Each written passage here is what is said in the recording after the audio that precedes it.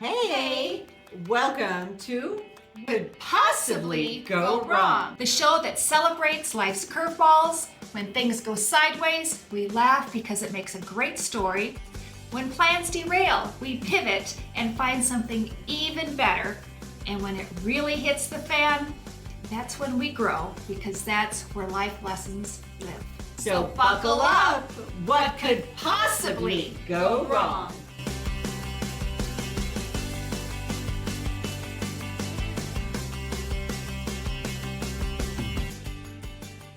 We are here today with our guest, Cristie North, who turned unimaginable loss into an amazing recovery and rebuild. She created the Taylor Hagen Memorial Foundation after losing her son. And we are grateful to have you here today, Cristie, to talk about your foundation and the amazing work that it does. And we want to hear your story. And so without further ado, Cristie North. Yay! Thank you. And I am so honored to be here and just so honored that you asked me. So I always appreciate the opportunity to talk about Taylor. So I don't even know how you would like me to start. I can pick up on something right there. And Cristie, you live in Salt Lake City, right? Yes. Okay, so you're a Utah resident. Maybe we open by, how did you and Tammy connect? Tammy, you might need to share that. I was one of the lucky recipients of one of the benefits that your foundation offers. I lost my son, Tommy, 15 months ago in a motorcycle accident, and going through this last year of trying to figure out who I was when I wasn't a mom anymore. And I was on leave of absence from my job. So my career is on back burner. My being a mother I'm trying to figure out what my purpose was and how to get through this horrible experience. And I learned about your foundation and your bereaved mothers retreat. And I was lucky enough to be a part of that. And so Cristie put that on with some of her other dear friends. And here we are. And being a part of that, you were the first person I thought of that has such an amazing story, and I wanted to hear about it. So tell us about Taylor. First of all, I'm so glad that you came and you were able to attend that. And the Bereaved Mother Retreats is one of the most special programs that I believe we are able to make an impact with when it comes to our nonprofit. And I'll go more into that as we talk a little bit more and how they were brought to life. But Taylor, I lost Taylor when he was 23. It was 8 years ago. And some days it feels like yesterday, and others it feels like it's been forever, and all at the same time. And we lost Taylor to suicide. And, people will ask, were there any signs? Did you know? And God, if I knew, I would have done everything I could have to prevent that from happening. Looking back at his life, yeah, there probably were some signs. And I didn't know what they meant, and I didn't know what they were. And so I did know after losing him, I needed to figure out how I was going to make sure, in some capacity, that no other family knew this loss.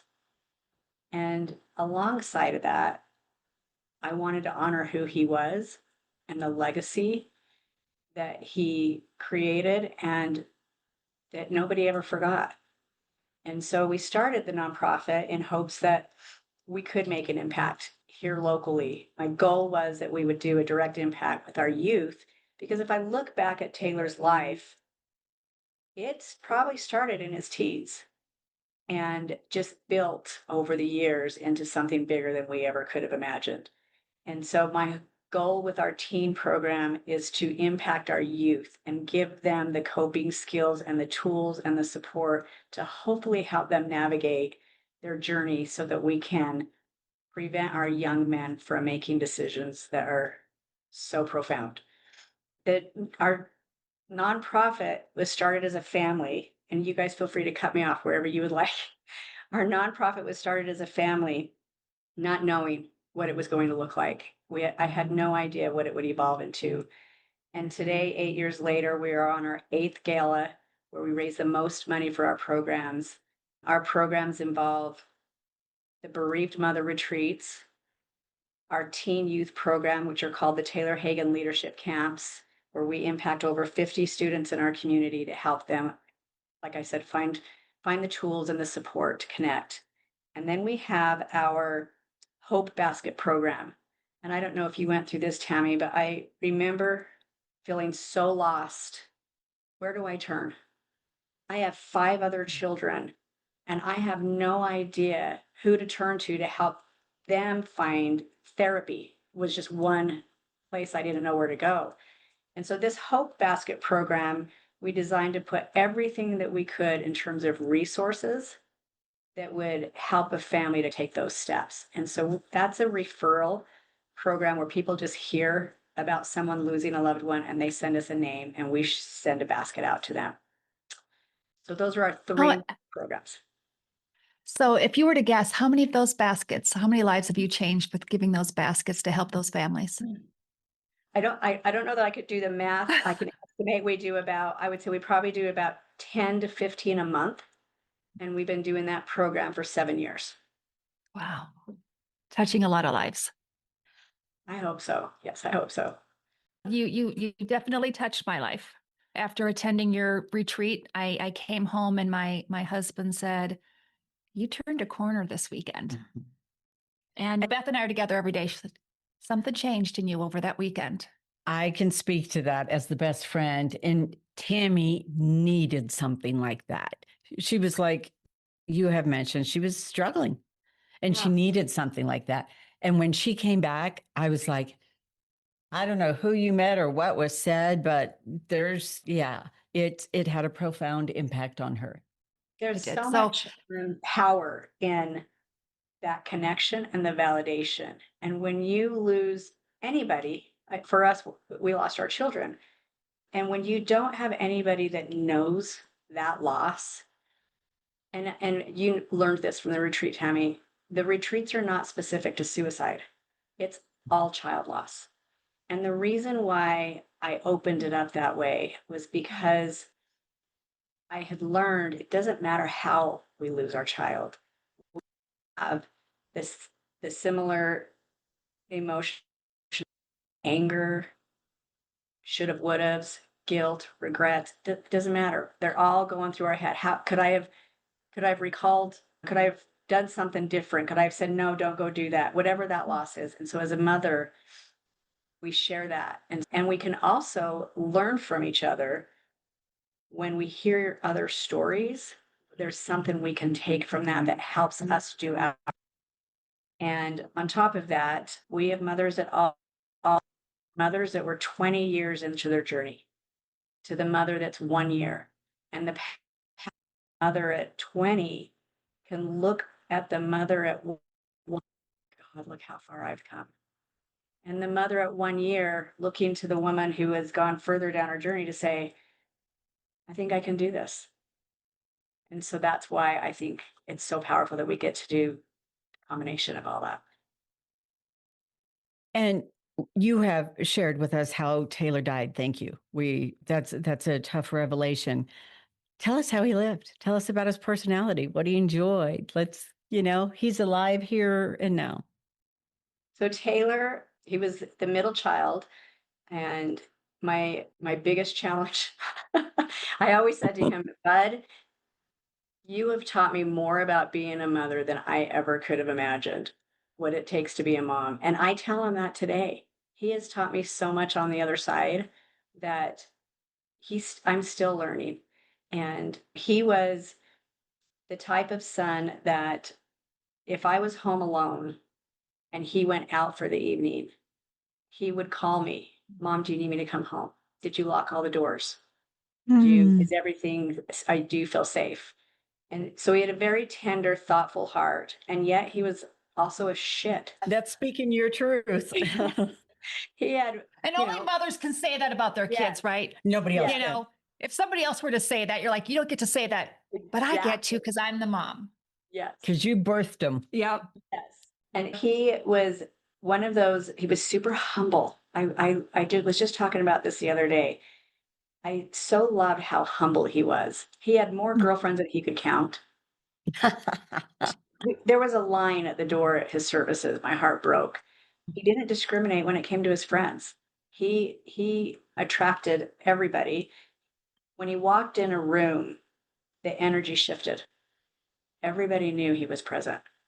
And just that of itself, I could be so mad at him. And he would walk in and that grin on his face, and I would melt. And that's just who he was.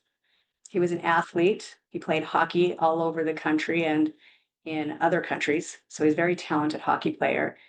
And so you look at Taylor, and this is part of what I share with people when I speak.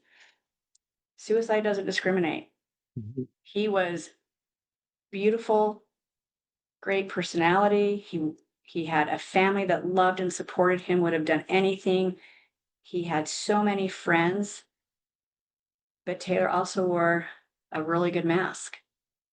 And that mask is where we get duped. And so I would say for those of us that wonder how do we know and what can we do, you need to ask the questions. And if you consistently get I'm fine or I'm okay, pay attention. Those are warning signs. Yes. Yeah. Yes. But it's also part of conversation. I was just looking up some stats because I'm a former newscaster and reporter for 30 years. Every now and then I like to throw in a study or a stat. And this one I pulled up about youth suicide. It is the second leading cause of death for Utahns or men primarily. Yes. And I'm like, oh, that's it. There are a lot of families affected by the same situation that you're going through. Is that one of the reasons why you wanted to start your foundation? Yeah, my hope was that I could do something here locally. I'll share a story. So when he first passed, I knew immediately I was not keeping it quiet. In fact, in the obituary, I told my daughter, you need to put in there where the money is going. And the money was going to suicide prevention. We were going to donate to AFSP, American Foundation Suicide Prevention. And I needed to start a nonprofit because a lot of money was starting to come in. And our goal was to raise $16,000 because that was Taylor's hockey number, 16. And we raised it. And that we just said do that in lieu of flowers or whatever. And I also didn't want to be asked every day, all day long, how did he die? In my mind, if I put it out there, I won't have to continuously answer that question. In addition Because to you this, have to keep living that, right? You have to keep reliving that moment. in addition to the stigma, because that's something that we're always trying to navigate now. There's so much going on around that.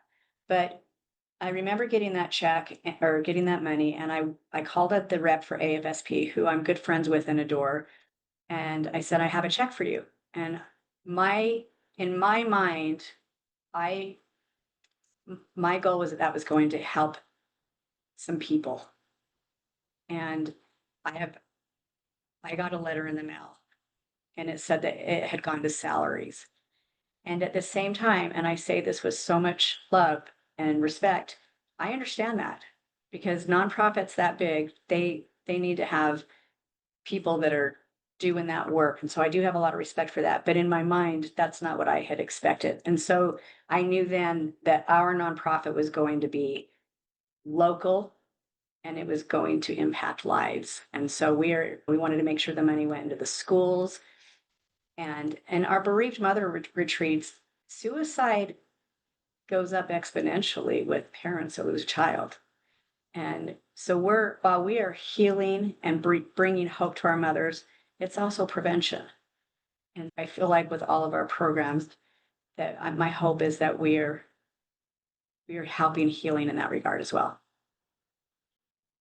I can testify to that. So it also sounds like that you're turning your pain into purpose and not living in this paralysis of it behind years later. It was two things. I knew I needed to figure out how to be the same mother to my remaining five children. They had a lot of years left. And I needed to figure out how they got what Taylor got. for the rest of their life. That was one. And I also knew that they needed a purpose. And so this was, while it was designed to honor Taylor, it has literally been our healing as a family to be able to have a purpose. And I think that's with anything. When we are serving, we are healing. We're removing that piece from us. We're giving ourselves that reprieve to take outside of ourselves and give to others. And so I think that has been a big part of how our family has been able to heal. Oh, that's very profound. And it's also, it's like the glue that just really cements you together. Yes. Yes. Yeah. I said, Taylor has taught me so much, even after I'm a different mother today. I'm a different person. And I'm so grateful for the wisdom I have today. And there are times that I ask, would I know this had I not gone through this loss? And I would change that, right? I would do anything to have him back. I'm also super grateful that I am who I am today because of him. So I have so much gratitude for that too. And I've heard Tammy say that this last year. She doesn't want anyone to forget her son and brings him up. And yeah, along those same lines, you just don't want anyone to forget and you keep him alive. He'll always be in your heart, but for other people. So I have a question, and coming from a news background, what could you tell people whenever they're approaching a mother, a parent like you who's gone through something like this? What would you advise people to say to them? Because of course people want to offer comfort and love and support, but they also don't want to hurt you and offend you. What Right. is a good dialogue that you could recommend to other people maybe watching this, going through something similar? First thing, don't be afraid to say their name. You're not reminding us. Never forget. We have not forgotten. And more than anything, we want to hear you say their name. I would say a tough one for me is, but for in the beginning was, are you okay? How are you? And Oh, the how are you is so generalized, right? And mhm. for years, I would just respond with, I'm okay. I never thought Mm. I never thought it would ever in my life would I be able to say, I'm really good today. That there was no way that was ever going to happen because how could I ever say I'm good after losing a child? But I will say that that grief does soften over time. It's not quickly. And when you ask me how I am today, I can now say I'm doing well. I'm doing good and I'm okay with that. But when you're talking to someone that's lost, whether it's a loved one or a child, the how are yous are tough. It's the saying that it's going to get better, tough. They're in Yeah, a that better almost feels, place. They're in a better nope. Or God had a plan. Nope. I would say the best thing you could do is sit, listen, hold space for them. You can't fix this. There is nothing you can say that is going to fix or change this. So the best thing you can say is, I don't know what you're going through unless you've lost a child. I don't know. And all of our journeys are different when it comes to that. But I want you to know that I am here to walk alongside you. And instead of saying, reach out to me if you need me, say, can we go on a walk? Would you like mm, to go for coffee? So give an option versus reach out. I'm here. Because I don't know about you, Tammy, but I would sit alone quite often because who was I going to reach out to? And what was that going to look like? I always felt like I was a burden because I wasn't in a good place. So Yeah, who wants to hang out with me? I'm probably going to cry. I'm not fun to be around. Who wants to hang out with me right now? I knew there were some for sure. yeah, and But you got to be yeah, willing to walk the wilderness with them. And it's going to yes. be a wild ride. Mm. Listen, I went to a therapist and I'm like, okay, she's my best friend. I actually knew her son. And how can I be a good friend to her going forward? Because I don't have children, so I don't know that pain. but I can empathize. And my therapist was very helpful as well. Of just be there for her. Go sit, hold her hand, take her a cup of coffee or whatever she wants. Yeah. Just be there. Sometimes that, and sometimes she doesn't want me to talk. Can't imagine that. But yeah. So thank you for sharing that with And I us. think it's so great you did that. And just for your listeners, I would say if you have someone in your life that is grieving the loss of someone, if you go to centerforloss.com, there is a book called Companioning the Bereaved. And Oh, that is your Bible to how you do this walk with someone that has lost someone. great recommendation. Thank you. I appreciate that. I'm sure people who hear this, because everybody's looking for something to just make Right. sense of it, get support, get some love. How do we move forward? Can we move forward? And Yeah. people want to help. They want to help, but they just don't always know what to do. And we've learned, those of us that are grieving, to have grace for those that may not say the right thing. We may not have said the right thing to someone. I've looked back thinking, how many times did I maybe mess that up before I lost Taylor and I actually knew what it was like? And I probably did not say the right thing. So I try to have grace for people and know that they mean. You're giving me a flashback. It's a number of years ago. A friend of mine, when I was living in Minnesota, he lost his adult son in a skiing accident. And several months had passed. And he threw a gathering at his home. He used to do it once a year, a holiday gathering. And so when I went to his home, and I went up to him and said, "How are you?" And the look on his face, and I'm like, I'd excuse myself quickly, Beth. And that was a moment. So I'm glad you brought that up because I have done that. And you're Even trying to, what do you say? yeah, we're trying and we don't know. But hopefully somebody gets a takeaway from that. Yeah, I certainly did. So thank you. And thank you for sharing that. Tell us more about the actual event that you have coming up. Yes. So the gala started 8 years ago. We did it to again raise money so that we could Mhm. fund our programs, and it has become one of the biggest awareness events in the state and also one of the most epic events. So I'm bragging a little bit, but I'm super proud. Go for it. Hey, listen, you've got the mic. Go for it. And we have basically designed it to where we have a casino night. We this year we have over 140 silent auction items, and we're not talking silent auctions with baskets of stuff that you don't want. We A have candle. we have some, as always, you always have the really good trips, but we have major items. It's the silent auction is worth over 140,000 in value. So there are some big ticket items. Our live auction are a couple of trips to Costa Rica, and then we've got a couple of smaller trips to Mexico. This year, we are auctioning off a Christmas tree fully decorated. It comes with a lady that will come and tidy everything up once you get it into your home. And that one is in honor of Taylor. So I donated that. Some really beautiful items. And it's at the Grand America Okay. downtown. Uh-huh. Starts at 6 and Downtown wraps say up. Salt Lake City. Yes, downtown Salt Lake, 6 p.m., November 8th.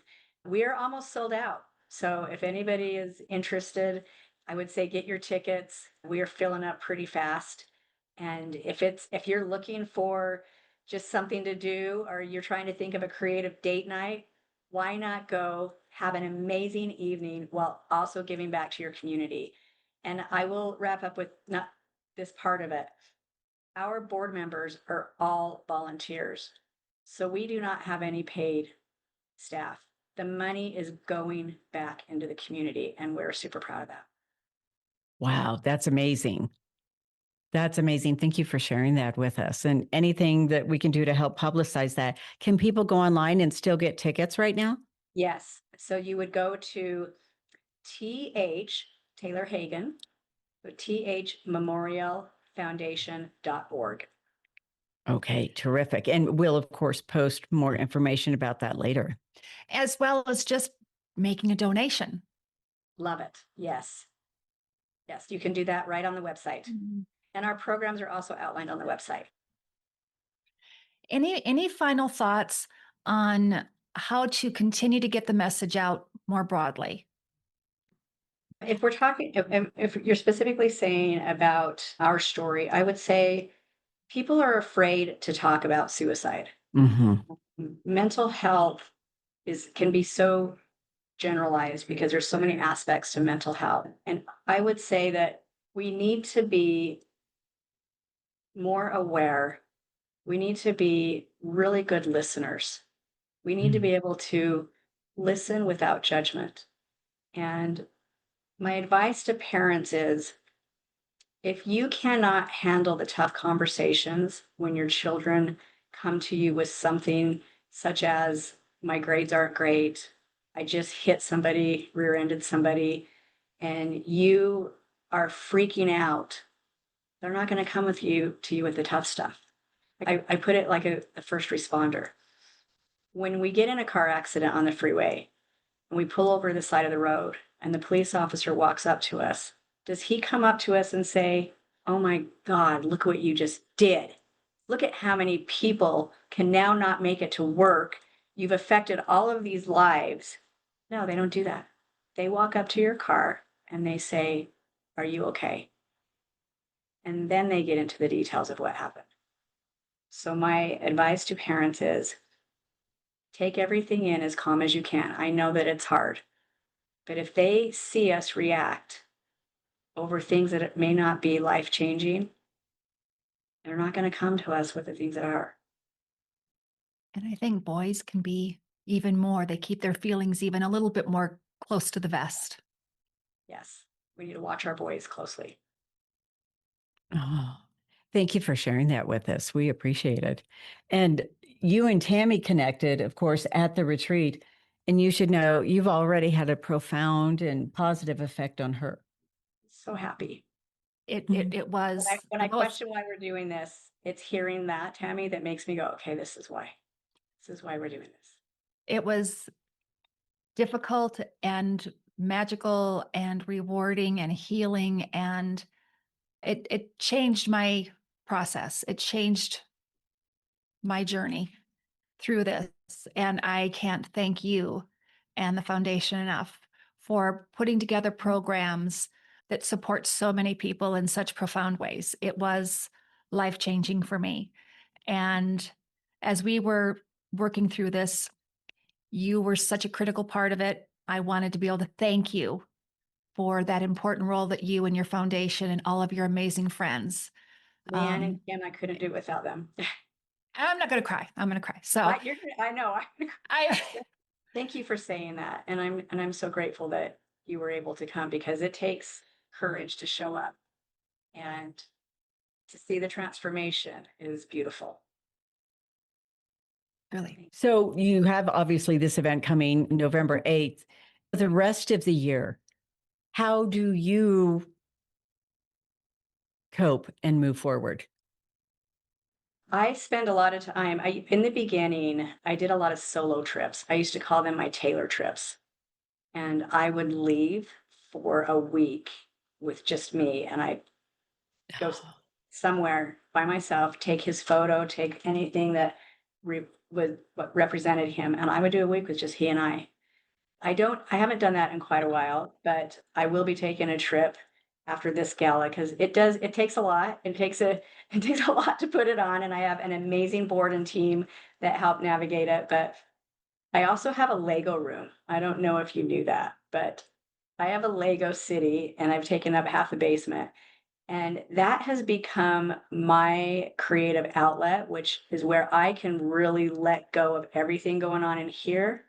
And it's my healing. So the my Lego room is my disconnect from everything else. So I can give into me. Janesville. Janeville, yes.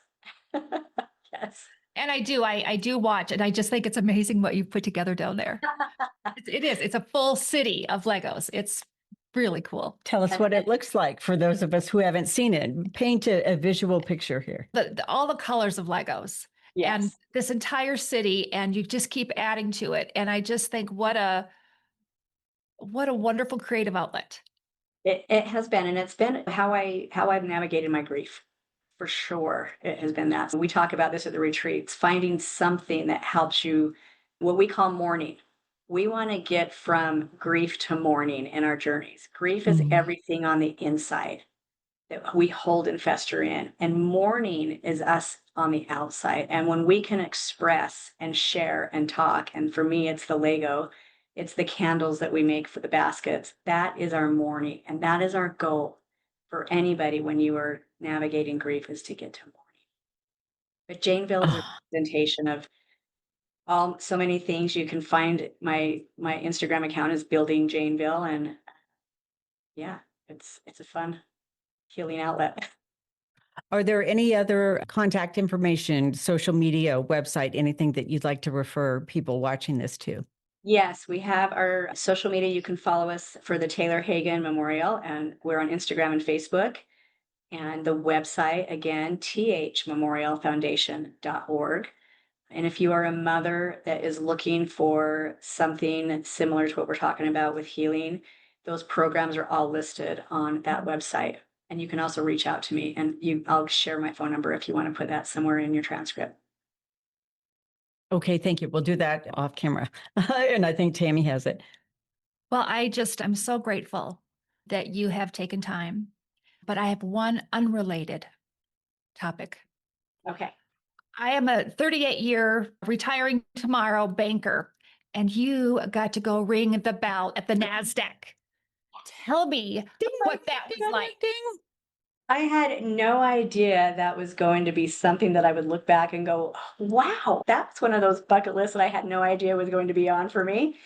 It was incredible. And I didn't know what I was walking into, but I was so honored that my CEO invited me to go along for that experience. I think it was right after one of the retreats I had just done.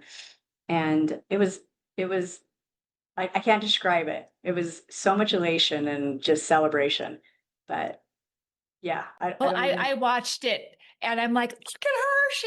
She's at NASDAQ ringing the bell. And I was just so excited for you. And I thought, what a great honor to be able to do something like that. And I've had other folks that I've seen do it. And I'm like, oh, that would be so cool one day. So I loved seeing you Thank up you. there. And it's such an empowering moment when you think with women in leadership.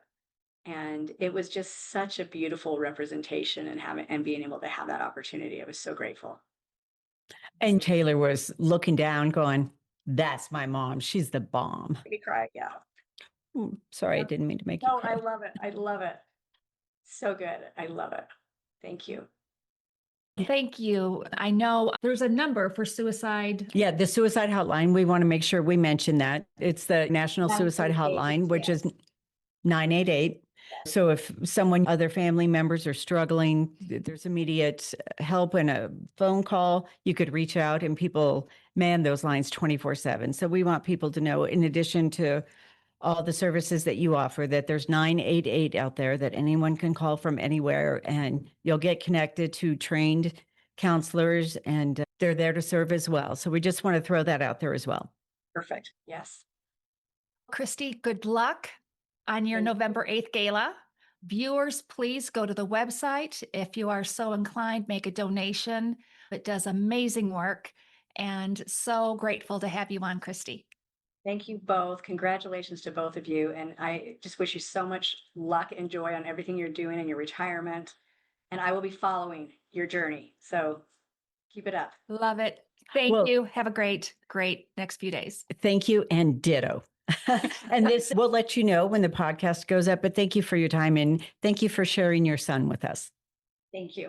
We want to thank all of you for watching and listening in to a heavy conversation, but an important and necessary conversation, given the amount of not just kids and teenagers, but adults who take their lives for whatever reason, whatever struggles they're going through. Thank you. We know it's kind of a heavy subject, but it was an important one. And the reason that we wanted to talk with Cristie is because Tammy met her at a retreat, and she had a very positive impact on Tammy's life. And why don't you speak to that? It's a club that no parent wants to be a part of.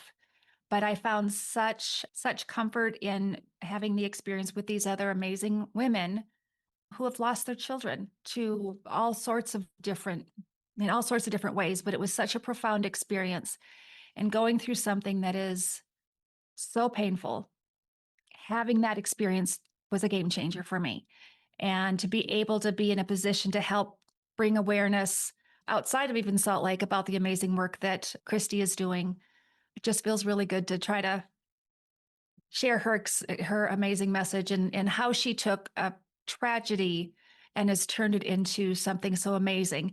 And so when we think about what could possibly go wrong, losing your child is like the worst thing that could possibly go wrong. Mm-hmm. And so she grew from that. She had to pivot her life and she did something really meaningful from that experience. And what an amazing woman, an amazing mom, an amazing executive, an amazing human.